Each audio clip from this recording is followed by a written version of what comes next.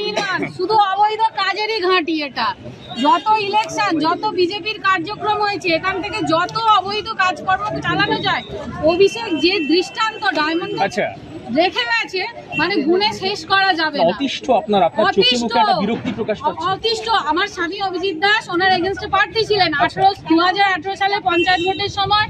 আমাদের বাড়ির সামনে গিয়ে প্রচুর দুষ্কৃতী নিয়ে গিয়ে বম্বিং করে এসছে। জানেন কে করলো এটা?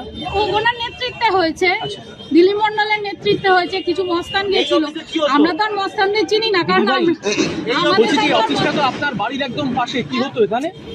কি হতো কি করে জানবো? আমরা থরিনা ভিতরে এসেছি, তো শুধু জানতাম যে না এখান থেকে কি হচ্ছে। দেখুন ছবিটা, দেখুন যার জন্য মানুষ ভয় পেয়ে যায়। আর যেদিন অভিষেক আছে সেখানে তো মোটামুটি 3 কিলোমিটার 4 কিলোমিটার হবে, প্রশাসন আরো বলতে পারবে, পুরো স্যানিটাইজ করে দেওয়া। এই ল্যাপটপটা আমি স্যারকে তুলে দিচ্ছি, ঠিক আছে? এই ল্যাপটপটা আমি স্যারকে তুলে দিচ্ছি।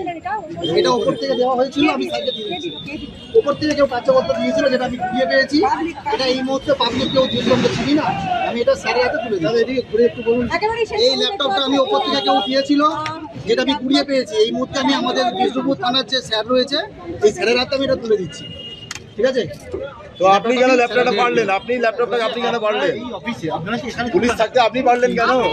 না না, উনি পারেনি। মস্তানদের ঠেক ছিল, দুষ্কৃতীদের ঠেক ছিল, জানি না ভিতর থেকে কি কি পাওয়া যায়। নিশ্চয়ই আসতো, সবাই আসতো, পুলিশ প্রহরায়। এই অফিস তো ছিল প্রশাসনের প্রহরায় ছিল, দিন রাত পাহারা দিয়ে এটা এতে ছিল। মানে কি যে এর মধ্যে যক্ষের দন আছে আর কি যে আছে, ওরা খুললে হয়তো দেখে কত পুলিশ মোটামুটি থাকতো এখানে। হ্যাঁ, গোটা 50 তো হবেই, সবসময় থাকতো। আর যেদিন তো এমপিটা আসলো না, সেদিন তো আর বলার কথাই ছিল না। যাতায়াতের সমস্যা তো, আপনারা তো স্থানীয় বাসিন্দা। হ্যাঁ, হাঁটতে হতো। এখানে আসলে কোন এমপিকে আপনি দেখেছেন যে কোথাও গেলে সেখানে জ্যামার বসিয়ে দেওয়া হয়? আপনি কল করতে করতে যাবেন, আপনার ফোন এখানে এসে ডিসকানেক্ট হয়ে যেত।